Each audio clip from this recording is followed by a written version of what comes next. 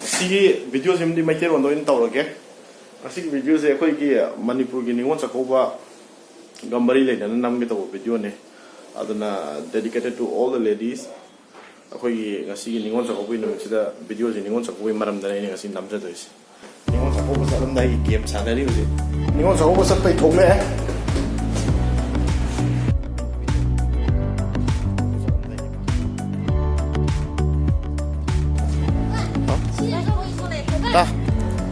자, 마우스 레디 오래. 이거 한번 보실래요?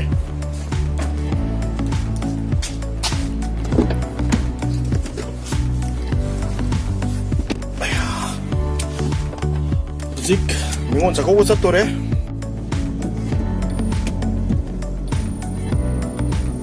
가리 공공 지도 찔네 거기. 강구 없나 소파 되게 다 잘났다는 랍지.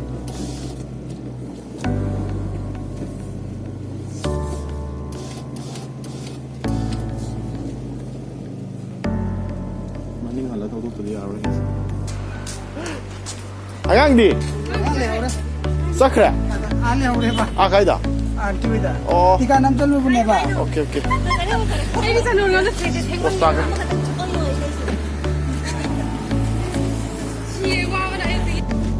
뭐 자꾸 보면 노래했어요 아이 로라게 야 까칼로지 Kalau si gari hanga medalo. 아이 곰들 뜨는 게 들어게 뭐 닝원 자꾸 보면 어려우지 닝원이 암라 이래 닝원 자꾸 보기 아 시험들 왜 이래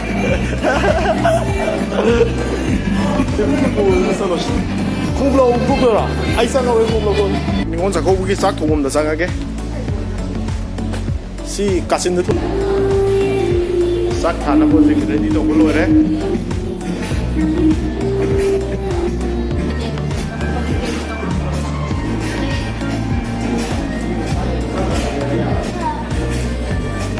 야나 마이 안드 팍도로 오메 안드 팍도로 오바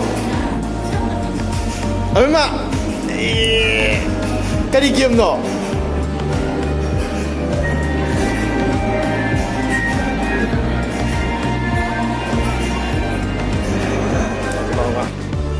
거기 Manipur gi ningon sa ko se Sikkim da ko se ai am se ka bai to ke hang ge ne nice you miss to brava kamai to ge ah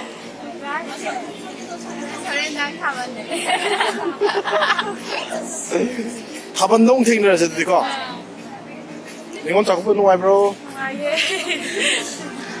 ningon sa ko nuai ri bo no mi Ako, Sikkim gi ningon sa ko boje kamai to ke. Ngoài bro. Okay. Kam đâu ba? Yam nuai bro ba. Hoi. Noi di. Super good. Wala nung gang mi am taban dong dina dro. Ah, taban gi dum kapa ge di ko.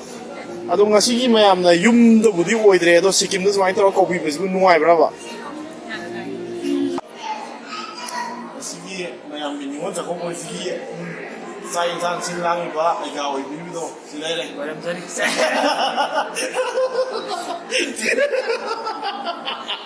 mo sa ang miri ba ako iki insan matien mayam lang iba sigi insan matien sing ay gagi insan hindi kay kainom ba 好不好的嘛是我天你看出来没啊的嘛真的啊对吧嘛到我嘛我嘛啊 이러면 야우들어 아 이런 거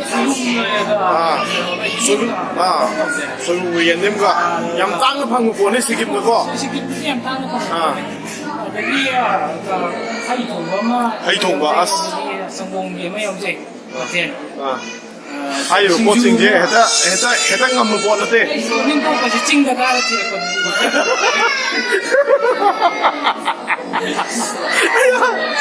mayam sigi ngasigi kay nung sidi tuang matak ko de ko yung mahantana ay gam Ay mahantana sin lang na padala tawag re ay ado awak taba ꯑꯩꯒꯤ ꯑꯩꯈꯣꯏꯒꯤ associate ꯃꯌꯥꯝ ꯑꯃ ꯍꯥꯏꯇꯥꯔꯦ ꯃꯣꯏꯅ ꯍꯧꯕꯅꯦ ꯑꯩꯗꯤ ꯈꯤꯇꯪ ꯈꯨꯗꯣꯡꯕꯤ ꯇꯧꯖꯔꯨꯕꯅꯤ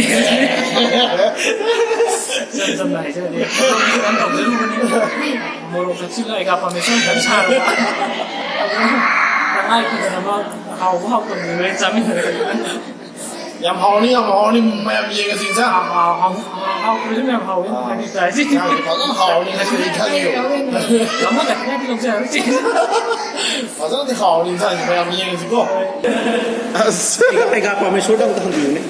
aiga pa me soda ningon sa ko sibu kamai to ka silang gi bno aiga nam ta Masi tasena ga di angang gai mayam sina yaw de tawga kasi se ai di lakjaro da hakam gi ya sinwai mun nang thalaga ai ngai ta laab ne ado aiga ngasigi insang se mathen mayam sibu kari kari mathen oi biri jano masi horen sara dum khangani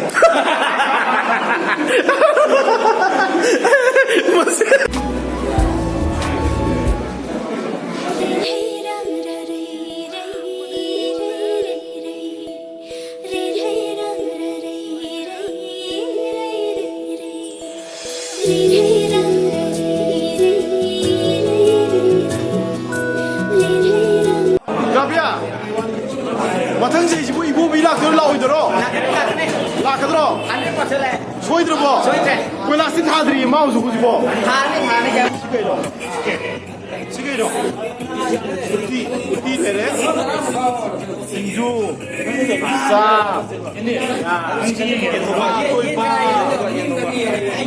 Iye nangoba Awai kusuba Oh sorry Atsar Sigero Tawa Tawa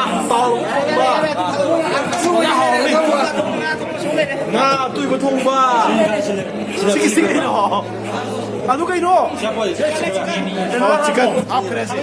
Tas hawn. China. Usa. Sige ningon chako mo sila yaw riba mayam sige. Video masam tang. Thank you. Som the sin lang riba isay ko riba kang sige. Iyan ba ko pa yaw riba. So. Kami am the men roll kang mo ni. Ah. Som na sa ba lai ba kang mo.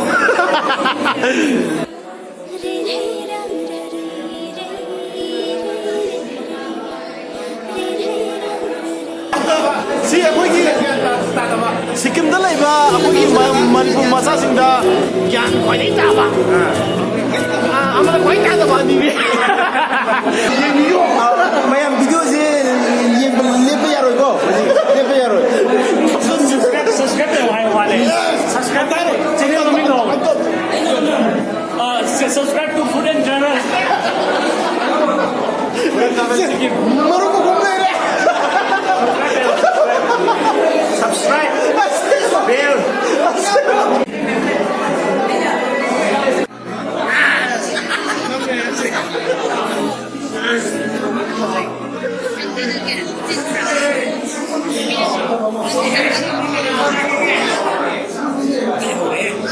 Mahaprasadi ye bro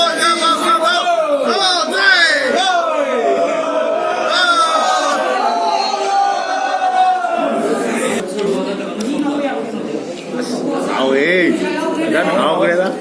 Nó. Chi gì mà hao vậy? Ăn nhau. Ra muốn của mình mà của em nhau hỏi. Chi cái sao cái sắm ăn nó. 어제 같이 안 가이나 양 뭔가는 진 그래 Yang post kare yang hao kare. 그래 học tập cũng đi học đấy Kau di kuna ama kat pada ni.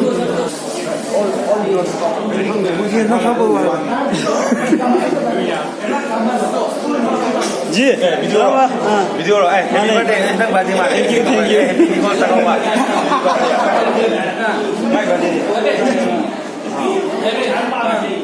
मा तो गया how है Nandi 들기지? 아,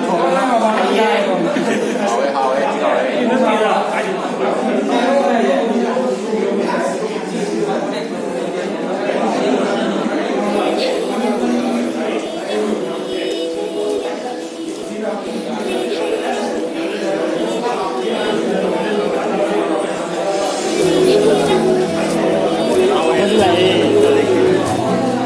chỉ cái hai gì Thôi canh tay.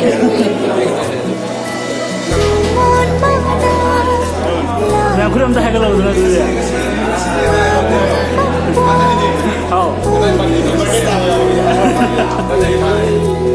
Hꯧzik Gaduti. mayamse sak pik thana sara matungda mabuk khotna mayamse swaida leptana leire sak pathok sara matungda mabuk je huiti mukanga mayamse swaida pai dan leptana leire mayamse ding biu 하이리 뭐 사먹 주네. 링고 무금 드레마디. 엄마가 뭐. somda yati ko pam jaure 또 피클레트라는 게. injang du kam dog 아이 사까지 야답니다. oi nang sak thi khange do injang do kam dog ge 이상부디 야 마오네. mana kalau puasa tu mau puasa tu. ah wa cha do wom le ri another du nang sa injang do hau bro loi hau bro morok sai ya ado angang khaine sumai sin lang toi se yam di nuai re ha ai re kasi mana kasi gi ningo chawo se kam dog ge Em ngoài đi. kasi sumai thap na le nang hàng 이거 센터 라레. kamai dog ge Yan nungai yan nungai. am nungai mai di maming khang de nungai bro ngasi bo 민강도 비세. nungai se phone da somna kana busy oi re do ningo chawo se kamai dog ge Yan nungai yan nungai. yum da sat pa phang de ge sai de ga dum kau se Pandi kasi injang do yam di hao ibu. Yam di hao kure. Cakap do di injang nan nan. nungai bro ma yam tin nungai gro bo okay yam nungai gre ai đi hai cái cái gì ai đi mình hút câu vậy rồi ai đi cái gì lo nuôi hấn nó hậu đấy à đi ma na mana te ai gari na mana da phajabri ngan ge na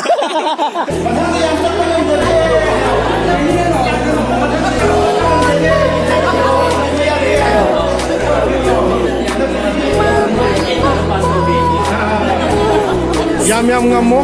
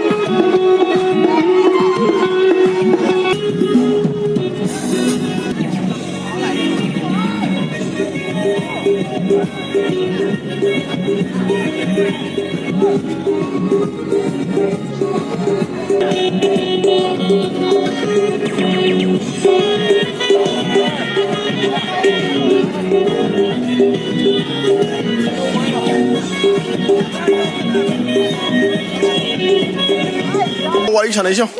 또 다시.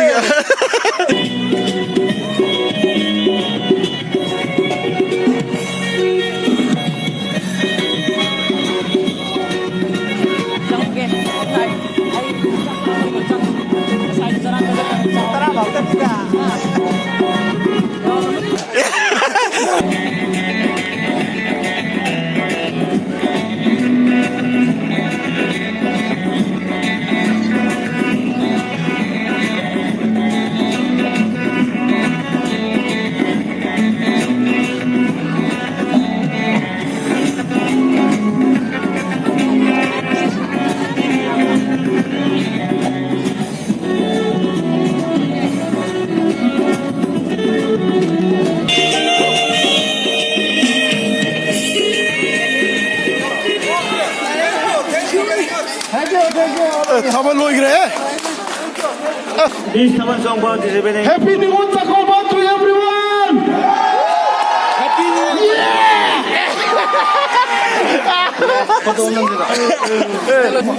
타번 종문 로이가 와라가 돌아봐 강문이지.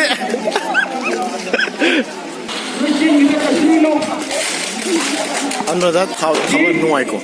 타번도 누아이 그래. 하.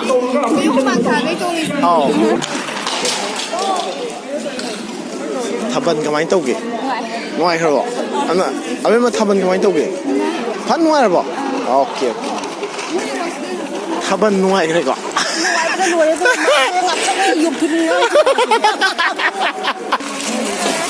맞아는 뭐 있어네. 미시야면 들어. 주의. 미시야. 에스, 나는 야, 말아 그래서 아부대 용 역설을 입네 봐. 하. 일로 해 그러네 봐. 타번지고 감독게. 샴티노에. 얼리노에 봐. 만리푸르 마사메야 무슨 분절라가. 자기 사람이 무슨 이제 타번 남비 쏘게 봐. 마네. 타번 제가 많이 또 게도 난 이 오피니언 제가 많이 이 오피니언들이 더워서 수많이 신분이 너무 받았으면 자히 힘다. 한등다 하모니. 아버지 한등기 자히기. 아마 맛이 양 신호에. 이 몸도 수많이 아무라. 이제 안 누가이나. 양 농아이. 아는 뿐 뭐지. 람시 거기 스킨이 선하가 일본 자고보 하라가 자히 만ун데 엄청 라코네. 과이기 one of the biggest festival of Manipur never. I don't know if my talk on Pundana Quadana, you listen to the Tabanam song. For you song, Puka, Ping song. For I'm like, I blaze, I'm not like a master. She observed it like she always like never. My see. I'm feeling. You know about this? This going to upload music channel again. Yeah. Okay. Nice, I think. Only nice. Yeah, it's awesome. I had fun. I don't know about others, but I had fun. No, believe me, okay. This is one of the biggest festivals of Manipur. Okay. So like, is here in Sikkim, people used to celebrate this Bhaitika, right? Oh yeah. It's almost similar to Bhaitika. Okay. You have participated in this dance, so how do you feel about this dance? It was nice. It's awesome. I had fun and. Okay. So next year, again, we're going to have the sun dance. So will you Yeah, if John is here, I'm gonna be here definitely. Okay. Okay then. 타번 로이 그래. 마펌제 봉황 항해. How? Ai, I'm coming. 타번 로이 그래. 마펌제 봉황 항해. 항해 로이 sang 그래.